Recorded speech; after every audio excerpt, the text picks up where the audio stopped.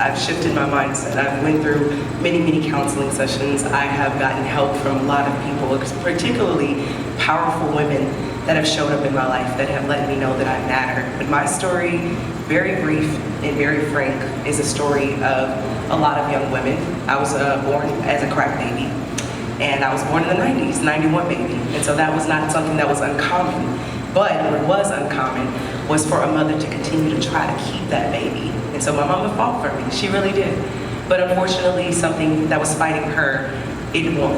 And so I was taken into foster care. And in being in foster care, I thought I was wrong. I was very troubled, and I suffered with abandonment and rejection. So at 15 years old, I said, you know what? I'm gonna emancipate myself. Like, I'm a student athlete. I'm a Texas girl. I love myself. Like, they get 2 checks from me because I was born with crack in my system, and they said I was dyslexic, hyperactive, that I had problems. They said that I got a check for that. And so if anybody knows anything about foster children or anything about dealing with kids, when you are born with something or you have some type of disability, a lot of people like to get those kids because, and not saying everybody who has foster kids, there's great foster parents out there. But for me, my story, it seemed as if they were using me for my check. And so I said, you know what? I talked to my counselor. Counselors are good. She told me that I could emancipate myself. So I went to school. I said, I'm going to emancipate myself. I got my grades right. I got letters of recommendations from my sports coaches and from my teachers. And I decided to emancipate myself, and I did. I won it. So I go, and they say, well, there's one thing. If you emancipate yourself, you have to show that you can take care of yourself. So I got a job. And I got a job at a place called Sonic Drive. I was on my rollerblades, I was having a great time, I was just going, I was making my little money, and then there's predator and there's prey. I was a prey, and women were predators. So these women come to me, and I always had a good spirit. I was always really happy, I was always really hyper, and I did want love, I did want someone to be there for me, so I think they saw that. They would pull up in their nice car, and remember, I don't know if anybody in here knows anything about Texas, but I went to a place called Louisville High School. Here's Louisville High School, and here is Sonic. That's Sonic Drive-In, that's literally across the street. So think about these things as I talk about my story, to think about red flags, which are things, if you see the young girls that are working at 15, most of the time, they're not young girls that have 2-parent households that are happy, and they're girls that need it. Most kids that are in high school that are young, they don't have to work, especially junior high. So they looked for that. That was the first red flag, was what is the need? Second thing was, I talked a lot, a little too much. Because when I talked because I thought I could trust them. So they would ask me questions like, how much money you make? I would $100 a day. I'm lit, I got money. They would look at me and they would laugh with me, just like y'all just did, right? Same energy. So finally they said, well look, if you want to make some real money and you need a family, you can't be out here by yourself. I was already making money. I wasn't tripping on that. I thought $100 was good. I had my own little apartment. You know, I shared it with 2 other girls. I was good, and they told me that they would take me in to be a part of their family. Family to me, I never had. And I wanted it, so I suffered from abandonment and rejection. I learned that from my counselor. And then there's something called survivor's remorse, which means, my friend Nicole told me about that one. She said that it's something that happens when you make it out of something. To me, I had made it out of poverty. I had made it out of being a crack baby. I had made it out of the country town of Garwood, Texas. I had emancipated myself. I thought I was pretty successful at 15. So I had this thing of, if somebody's gonna be there for me, then I'm gonna have loyalty to them. I would never, ever leave you. And these were women. So I didn't have a red flag. So they said, look, come with us. You're gonna start off, you're young. All you gotta do is waitress. I'm like, okay, cool. So I'm waitressing. There was poker tournaments. And when you think of trafficking, there's 2 things that come in people's mind. Taken and pimped. It was neither one of those. It looked like luxury. It looked like church pastor. It looked like school leader. It looked like your next door neighbor. And it was in hidden sight, and these were mansions. Think about it, these are multi-million-dollar operations. He told me, you're an independent contractor. I was 15, he said, you're not a waitress, you're an independent contractor if anybody asks you. I said, okay, cool, I'm an independent contractor. He said, yeah, and we don't talk to people. I said, okay, cool. He said, you don't get to go to the doctor. You have a private doctor. Okay, great. I'm VIP. Oh, good. And this went on for years. And so it started off as just waitressing. 16, he said, look, you're a grown woman now. I'm like, you right. I'm Spanish, so I already have my quinceañera. That means I'm grown anyways. So he was like, you're 16 now. Now I want to introduce you to something a little more. He said, it's like dancing. You just gotta let them touch you. I'm like, touch me, it was a little uncomfortable. He said, but if you drink this, you won't have it. It's not gonna bother you as much. So I'm like, all right, cool. Anything for you. Like, I love you. You my people. I got you. I'm gonna be loyal to you.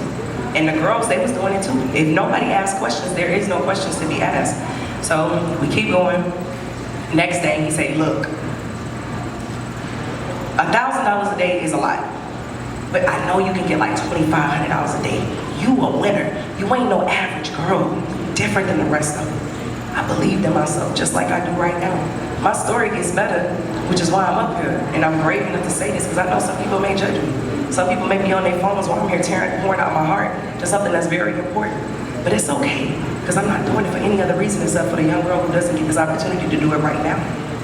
So as I stand here today, I stand in that same energy that he saw in me. It just happened that other people see it in me and give me a different platform. Cool. So it's this thing called Molly, and you would not remember anything. I'm like, okay, that's even better. Like I don't like this anyways. So after a couple months, started to have problems, women problems. Then I started to, like, where's my period? Like, I know one thing, I'm smart. I'm not doing nothing without a rubber. We just gotta talk honest. I didn't come here to be pretty and cute, just tell a sad story. I'm telling y'all what really happened. And stuff that most women don't want to talk about because it makes them look bad. It ain't about me. It's about the young girls that are like me, that are still getting this happening right now, because they just don't know. And the people in this room can really help. Because when you want to do something fast, you got to get a team. But if each one of us just try to do one thing alone, it ain't going to go too far. That's why she brings community together. Same way it was this many people in the room, think about this times 5 of girls. Because that's what I saw in mansions, Bugattis, Rolls Royces. This was not low-level crime. This was white-collar crime. So he said, we're going to start taking Molly. So I stopped having my period. I'm like, I'm pregnant. All right, I guess I have to keep the baby. My baby 13 years old now. Her name is Gonzales.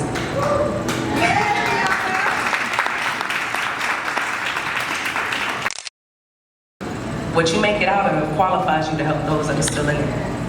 And I was one of the biggest advocates when it had Roe versus Wade. We wrote a book during that time, and it's called The Reflection That Eyes See. It's the reflection that eyes see. Because my innocence was taken, but when I had my daughter, I realized everything about her was amazing. So I got to see myself in a form of innocence if I really did have it. Sometimes the things that you think are gonna hurt you will be the if you're hurting and you continue to let that pain happen, it can hurt you even worse. So sometimes pain is just a warning. So, 3rd strike, I had a baby. First it was the dancing thing, then it was the touch me thing, then it was the Molly thing, and I don't even know who baby this is inside me. And I really don't know why I'm having complications, because this private doctor keeps shooting me with this shot and giving me stuff, and I can't remember stuff anymore. So finally, 3rd strike 3, pastors. Any pastors in the house? Anybody in ministry, anybody serving? Ministry is when you can talk to people and help them. Any ministers, anybody who pours into the hearts of people, thank you. Because it was people like you. It was a pastor, his name was Coach Tim. 17 years old, this was strike 3 because they had an indictment on them for a while, on the ring. I just didn't know it. It was this man who kept coming. His name was Coach Tim. And he owned a school called God's Academy. He didn't tell me who he was. He was just telling me that, look, you're beautiful, but like, I got problems down there. I just want a woman to talk to. I'm like, that's not, we got cameras up here. He was like, just act like it.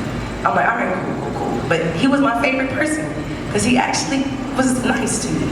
So I started talking to him because the last strike 3 for me was my best friend. Her name was Cinnabons. My name was Addiction. Her name was Cinnabons. We all went by, I still to this day don't know girls' names. I just know them by what their names were. But that was cool because it was we had a code. Just like a gang, just like a fraternity, the Bros, the Kappas, the Deltas, the AKAs, we had each other. So I don't judge those women, but I do know that those type of women, they're not where I'm at right now. So I got a little bit of survivor's remorse because I keep asking God, why me? He say, why not? So I just keep showing up. So at the end of the day, he tells me, look, y'all gonna take this thing called Molly. You gonna forget stuff. So I'm asleep, wake up, my best friend Cinnabons right there. Cinnabons was the one who brought me in the game. So I'm shaking, I'm like, come on, let's go. We tripping, we sleep. Cinnabons didn't wake up. So I said, all right. I called Snake, his name was Snake. And then every one of his girls had to get a tattoo from the top of their arm to the bottom of their arm, which is why most of the times I wear long sleeve clothes, because I'm branded. But that's cool, because at the end of the day, I turn it around. I put hearts and peace signs and beautiful eyelashes and colored the snake, because that ain't gotta be me. And then I looked up everything that snake means. Did you know a snake is a guardian of treasure? Did you know that when Moses split the Red Sea, he put the thing right there and there was a staff with a snake on it? That was the only way that they could be able to praise and worship, to be able to make the water move. Some things is not about what you see, but it's how you perceive it. So as you, because my story gets a lot better. You know who I am now, you'd be pretty proud. That's why I start with the ugly stuff, because it's always smoke and mirrors. If I showed up and told y'all everything that I've accomplished at the age of 31 by now, with the army of women that I have around me and the accolades, you would not think of trafficking. But if I can tell you where it started, then we can get it before it finishes. And we can help other girls that are in my same space. I kept shaking her. I think Cinnabon's dead. I'm about to call the police. Click. All I know, the girls come in, Snake come, he take my mouth, put me in it. Anytime I got in trouble, because I like to talk. As y'all can tell, I like to talk. I love people. I talk too much. Sometimes I talk to men too much. Sometimes I would sell it too much.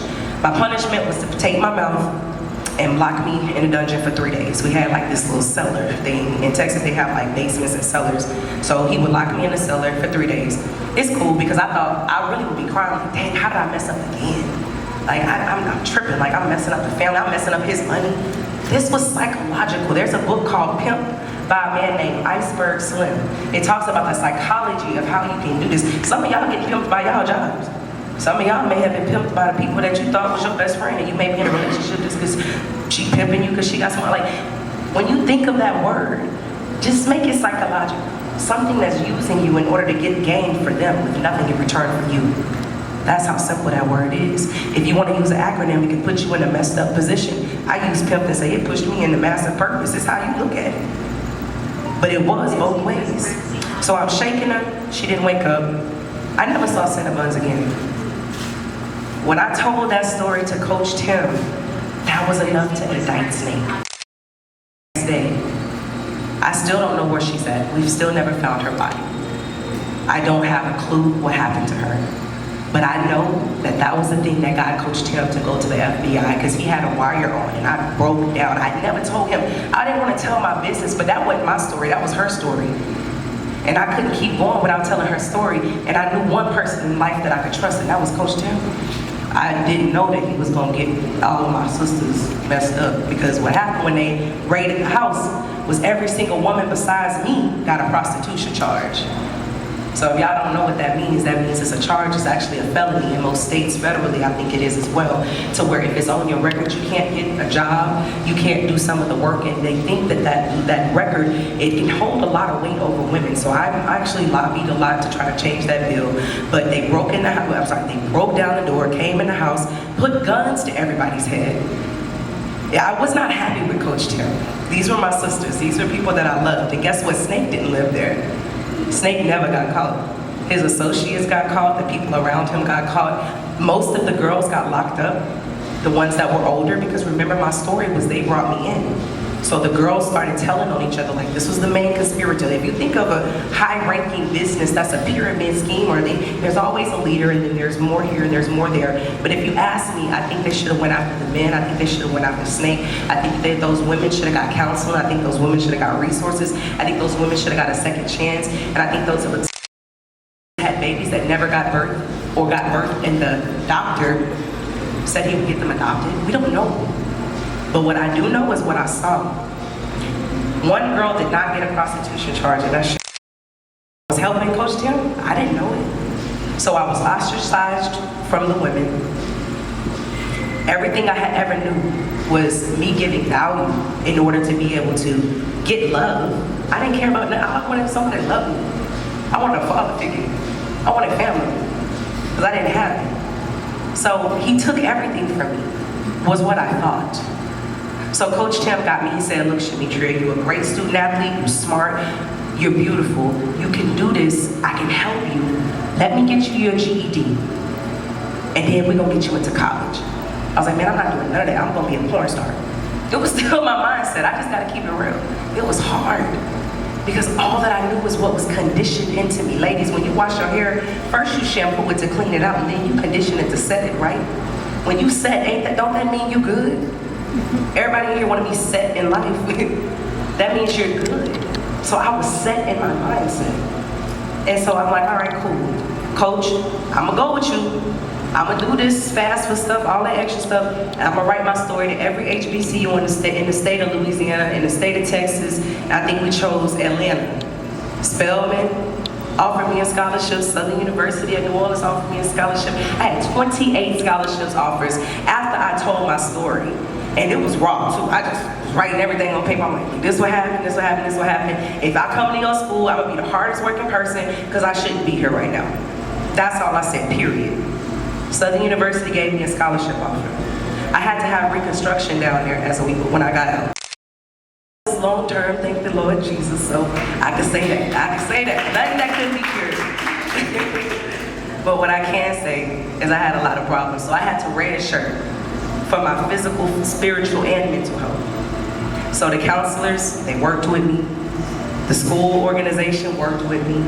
They brought in a teacher that specified, a psychiatrist that specialized in women who have been trafficked to help me to get over. I would have panic attacks like somebody was like raping me at night, and I just wake up and I like freak out and I was shaking and stuff. So I went through a lot, and after a year of red shirt, they said, okay, now you can bring that baby, and we're gonna get you a 1-bedroom apartment, and then we're gonna work with you. And we're not gonna give you a scholarship, we're gonna give you an academic scholarship. You know, you were in foster care. We're gonna get you with SSI, which is Student Support Services. Matter of fact, there's this woman who wants to donate a vehicle to you. And there's another person who runs this Louisiana Foundation Against Sexual Assault. She said that when you graduate, you have a job. 4 years later, I graduated magna cum laude. I played volleyball and basketball.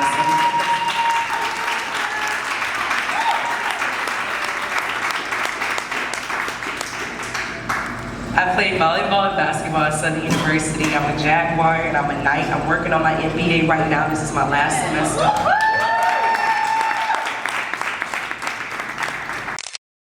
With a broker named Sophia Willis. I got a home for Grace, which is a house that I went in to buy with her for women who have been trafficked. It's hard for me to talk about the good, y'all, because I still suffer a little bit with survivor's remorse, which means that, like, how do I get to do all these things? Why am I chosen?